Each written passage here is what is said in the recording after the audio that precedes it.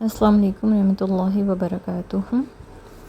آج ہم سورہ النساء کی آیت نمبر 51 سے 55 تک کا مختصر پیغام سمجھیں گے۔ یہ آیات ہمیں بتاتی ہیں کہ کس طرح حسد، تکبر اور حق سے دشمنی انسان کو گمراہی تک لے جاتی ہے۔ ربی اشرح لی صدری ویسر لی امری واحلل عقدۃ من لسانی یفقہوا قولی۔ أَلَمْ تَرَ إِلَى الَّذِينَ أُوتُوا نَصِيبًا مِنَ الْكِتَابِ يُؤْمِنُونَ بِالْجِبْتِ وَالطَّاغُوتِ۔ کیا آپ نے لوگوں کی حالت پر بھی غور کیا ہے جنہیں کتاب کا کچھ علم دیا گیا؟ وہ جبت اور طاغوت پر ایمان رکھتے ہیں اور کافروں کے متعلق کہتے ہیں کہ ان ایمان والوں سے تو یہی لوگ زیادہ ہدایت یافتہ ہیں۔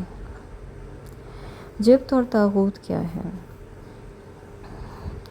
یہ دونوں لفظ جو ہیں وہ وہم اور خرافات کے لیے ایک ساتھ اکٹھے استعمال ہوتے ہیں، جس میں جادو ٹونا بھی آتا ہے، ٹوٹکے بھی آتے ہیں، جنتر منتر بھی آتا ہے، سیاروں کے انسانی زندگی پر اثرات، فال گیری، گنڈے، نقش اور تعویذ وغیرہ سب کچھ شامل ہے۔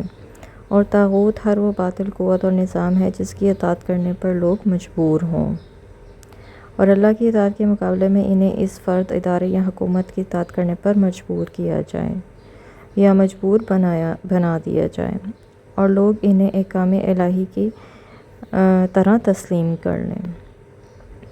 یہ گاؤں کے چودھری بھی ہو سکتے ہیں، پیر بھی ہو سکتے ہیں، سوشلزم یا جمہوریت کی طرح باطل نظام بھی ہو سکتا ہے، اور فرعون اور نمرود کی طرح سرکش بادشاہ بھی۔ یہود اور نصارہ کی جو اکثریت تھی وہ ان وہمات اور خرافات کے پیچھے پڑی ہوئی تھی، اور اللہ پر ایمان لانے کی بجائے طاغوت کے آگے انہوں نے گھٹنے ٹیک دیے تھے۔ اپنی ایسی گمراہ حالت کے باوجود دوسرے کافروں سے یہ کہتے تھے کہ ان ایمان لانے والوں سے تو تم ہی اچھے ہو اور ان سے زیادہ ہدایت یافتہ ہو، یعنی خود تو گمراہی میں ڈوبے ہوئے تھے، اور مشرکوں کو مسلمانوں سے زیادہ جو ہے وہ ہدایت یافتہ ہونے کا سرٹیفکیٹ دے رہے تھے۔ یاد رہے کہ مشرکین مکہ نے جب بھی مدینے پہ چڑھائی کی تو یہود ہمیشہ قولاً اور عملاً ان کا ساتھ دیتے تھے۔ ایسے ہی کسی موقع پر مشرکوں نے یہودیوں سے پوچھا کہ سچ بتانا کہ یہ مسلمان بہتر ہیں یا ہم، اور ان سے پوچھا اس لیے گیا کہ عرب بھر میں یہود کی علمی ساکھ تھی، یعنی یہود کو پہلے سے علم تھا، ان کے پاس کتاب تھی، لیکن یہ بے ایمان محض مشرکوں کو خوش کرنے کی خاطر ایسا جواب دے دیتے، حالانکہ حقیقت انہیں پوری طرح معلوم تھی کہ شرک اللہ کے ہاں ناقابل معافی جرم ہے، اور مسلمان ایک وحدانیت پر ہونے کی بنا پر مشرکوں سے ہزار درجے بہتر ہیں۔ اولئک الذین لعنہم اللہ، یہی لوگ ہیں جن پر اللہ نے لعنت کی۔ یعنی جب کوئی قوم علمی خیانت اور بددیانتی میں اس قدر نچلی سطح پر اتر آئے تو اس وقت ان پر اللہ کی لعنت برسنا شروع ہو جاتی ہے۔ یہودیوں کے سردار کعب بن اشرف اور حی بن اخطب قریش مکہ کے ہاں گئے تو اس لیے تھے کہ آؤ مل کر مسلمانوں کا کچومر نکالیں۔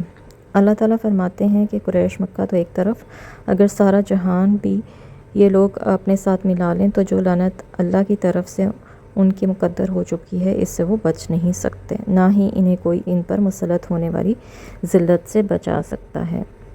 ام لہم نصیب من الملک فاذا لا یؤتون الناس نقیرا، یا ان کا حکومت میں کوئی حصہ ہے، اگر ایسی صورت ہو تو وہ لوگوں کو پھوٹی کوڑی بھی نہ دیں۔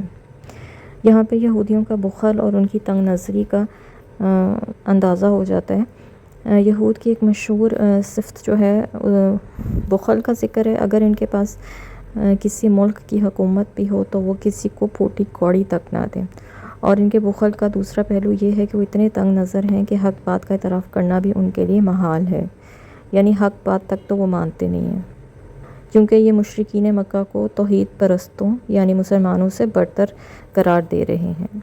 ام یحسدون الناس علی ما آتاہم اللہ من فضلہ، یا وہ دوسرے لوگوں پر اس لیے حسد کرتے ہیں کہ اللہ نے راہ فضل انہیں کچھ دے رکھا ہے، تو اللہ تعالیٰ نے تو آل ابراہیم کو کتاب اور حکمت بھی دی تھی اور بہت بڑی سلطنت بھی دے رکھی تھی۔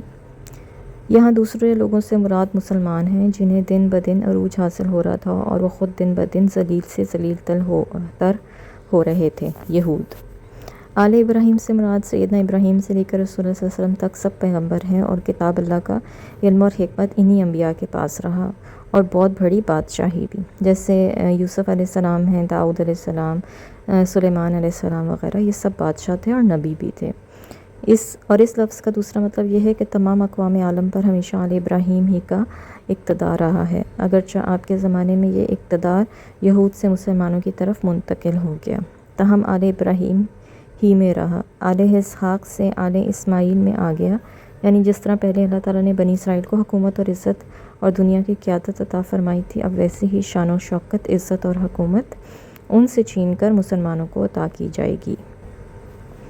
وَمِنْهُمْ مَنْ آمَنَ بِهِ وَمِنْهُمْ مَنْ صَدَّ عَنْهُ، پھر ان میں سے کوئی تو ایمان لے آیا اور کوئی اس سے رکا رہا، ایسے باز رہنے والوں کو بھڑکتی ہوئی جہنم ہی کافی ہے۔ اس آیت کے بھی دو مطلب ہو سکتے ہیں، ایک یہ کہ اسحاق کی اولاد میں سے جو انبیاء مبعوث ہوتے رہے ہیں ان سب پر بھی یہود ایمان نہیں لائے تھے، بہت سے انبیاء کا انکار کر دیا اور بہت سے نبیوں کو قتل بھی کر دیا، اس لحاظ سے اس آیت کے مخاطب صرف یہود ہیں۔ اور دوسرا مطلب یہ ہے کہ اگر بنو اسحاق کی بجائے آل ابراہیم ہی سمجھا جائے تو رسول اللہ صلی اللہ علیہ وسلم پر ایمان لانے والے تو بنو اسماعیل تھے، اور انکار کرنے والے کون تھے؟ بنو اسحاق، یعنی یہود اور نصارہ۔ بہرحال جو بھی انبیاء کی دعوت سے انکار کرتا رہا یا دوسروں کو روکتا رہا، اس کو لازماً عذاب سے دوچار ہونا پڑے گا، اور اپنے اپنے جرائم کے مطابق اسے سخت سے سخت سزا دی جائے گی۔ یہ لوگ دنیا میں حسد کی آگ میں جلتے رہیں گے اور آخرت میں جہنم کی آگ میں جلتے رہیں گے۔ اللہ تعالیٰ ہمیں حسد، تکبر اور حق سے دشمنی سے بچائے اور قرآن کو سمجھ کر اس پر عمل کرنے کی توفیق عطا فرمائے، آمین۔ سبحانک اللہم و بحمدک، اشہد ان لا الہ الا انت، استغفرک و اتوب الیک۔ السلام علیکم و رحمۃ اللہ وبرکاتہ۔